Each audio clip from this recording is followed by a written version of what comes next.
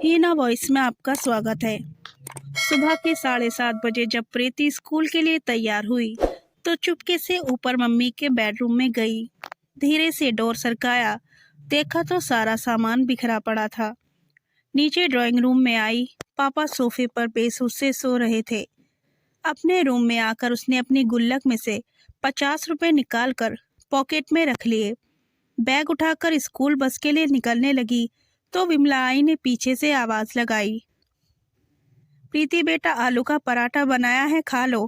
प्रीति ने मायूस नजरों से विमला आंटी को देखा।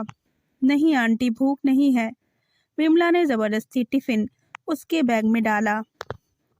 प्रीति स्कूल के लिए निकल गई। विमला सोचने लगी, बेचारी छोटी सी बच्ची साहब और मेम साहब के रोज के लड़ाई झगड़े से इस 13 साल की उम्र में कितनी बड़ी हो गई है। विमला पिछले 10 सालों से नैना व परेश के यहाँ काम कर रही है। दोनों मल्टीनेशनल कंपनी में ऊंचे पदों पर कार्यरत हैं। प्रीति उनकी इकलौती बेटी है। किसी भी चीज की कोई कमी नहीं है, पर हर समय दोनों एक दूसरे से लड़ते रहते हैं। परेश पिछले कुछ समय से नैना से तलाक चाह रहा है और चाहता है प्रीति बिटिया की जिम्मेदारी नैना उठाए और नैना प्रीति बिटिया की जिम्मेदारी परेश को देने से साथ जायदाद में हिस्सा चाहती है। इस कारण दोनों लड़ते रहते हैं। बच्चे की जिम्मेदारी कोई नहीं लेना चाहता, इसलिए दोनों एक दूसरे के लिए अपशब्दों का इस्तेमाल करते हैं। बेचारी प्रीति स्कूल से घर आकर अपने कमरे में दुबक जाती है। केवल विमला आंटी से ही बात करती है। रोज की तरह नैना और परेश ने नाश्ता अपने अपने कमरे में किया और ऑफिस के लिए निकल गए। करीब 12 बजे स्कूल से कॉल आया कि जल्दी हॉस्पिटल पहुंचो, प्रीति को चोट आई है। हॉस्पिटल पहुंचकर पता चला कि प्रीति बहुत ऊपर से सीढ़ियों से गिर गई है। आईसीयू में रखा गया था। ऑपरेशन की तैयारी हो रही थी। सिर में बहुत गहरी चोट आई थी। ऑपरेशन शुरू हुआ, पर जिंदगी मिली न मौत। बिटिया कोमा में चली गई। नैना और परेश स्तब्ध रह गए। उन्हें ऐसा झटका लगा था कि अपनी सुध-बुध ही खो बैठे थे। प्रीति की दादी भी आ गई थी। बेटा बहू को देखकर नफरत से मुंह फेर लिया। पूछताछ हुई। टीचर, स्टूडेंट्स सभी के बयान लिए गए। यही पता चला प्रीति हर वक्त खोई खोई सी रहती थी और वह चुपचाप रहती थी। बैलेंस बिगड़ने से नीचे गिर गई। 15-20 दिन कोई बदलाव न आने के बाद अपने साथ रह रही अपनी माँ को परेश ने रोकना चाहा, पर उन्होंने आंखों में आंसू भर कर कहा, तुम दोनों खूनी हो। तुम्हारी जिद मेरी पोती को खा गई। मैं उसे अपने साथ ले जाना चाहती थी, पर तुम दोनों ने उसे अपने अहम का मोहरा बनाकर उसकी ये हालत कर दी। ये कहकर माँ वापस अपने शहर चली गई। विमला तब से सदमे में थी। फिर उसने जैसे तैसे होश संभाला। परेश और नैना से कहा, मेम साहब, अब यहाँ नहीं रह पाऊंगी। इस घर की दीवारें मेरी प्रीति की सिसकियों से भरी हैं। उसे मैंने कभी अपनी गोद में तो कभी छिप कर रोते हुए देखा है। कभी तो मेरा मन किया कि उसे लेकर भाग जाऊं, पर मैं डरपोक थी, ऐसा नहीं कर सकी। अगर चली जाती तो शायद वो आज इस हालत में ना होती। परेश और नैना के पास अब शायद कहने को कुछ नहीं था। जैसे जैसे दिन बीत रहे थे, उनका लड़ाई झगड़ा एक अजीब सी बर्फ में तब्दील हो चुका था। उनकी सारी भावनाएं अंदर ही अंदर एक खामोशी अख्तियार कर चुकी थी। सारा दिन बेमन से दोनों ऑफिस का काम करते, हॉस्पिटल में एक एक दिन अकेले ड्यूटी देते। बैंक में पड़े पैसे, जमीन जायदाद सब बेकार से लगने लगे थे। 3 महीने बीत चुके थे। संडे का दिन था। बड़ी मुश्किल से नैना ने प्रीति के रूम में जाने की हिम्मत जुटाई थी। वैसे भी महीनों दोनों उसके कमरे में कदम नहीं रखते थे। कैसे माँ बाप थे दोनों। उसका रूम, उसका बेड, तकिया, उसकी किताबें, उसकी पेंसिल, पेन, स्कूल बैग सब वैसे ही रखा था।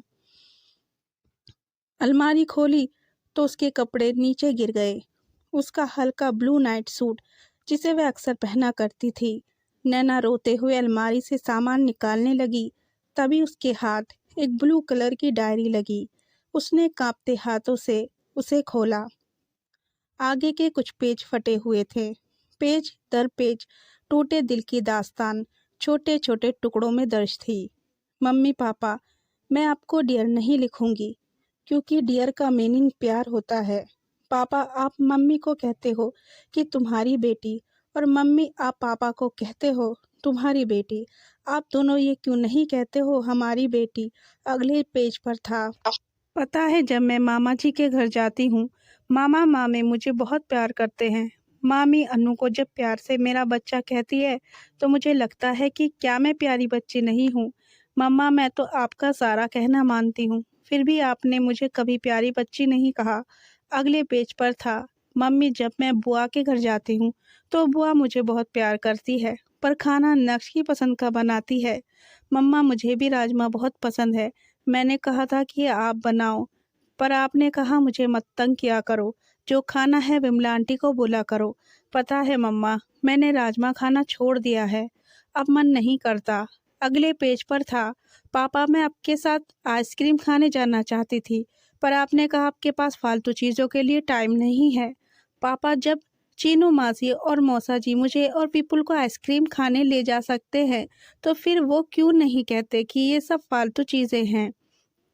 पता है मम्मी, मैं अपने घर से दूर जाना चाहती हूँ, जहाँ मुझे ये ना सुनाई दे कि प्रीति को मैं नहीं रखूँगी, जहाँ पापा के चिल्लाने की आवाज़ ना सुनाई दे।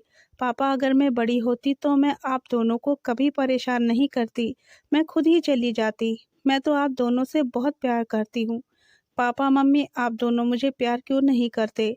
एक पेज पर था, I love you Vimala aunty, मुझे प्यार करने के लिए, जब मुझे डर लगता है, अपने पास सुलाने के लिए, मेरी हर बात सुनने के लिए।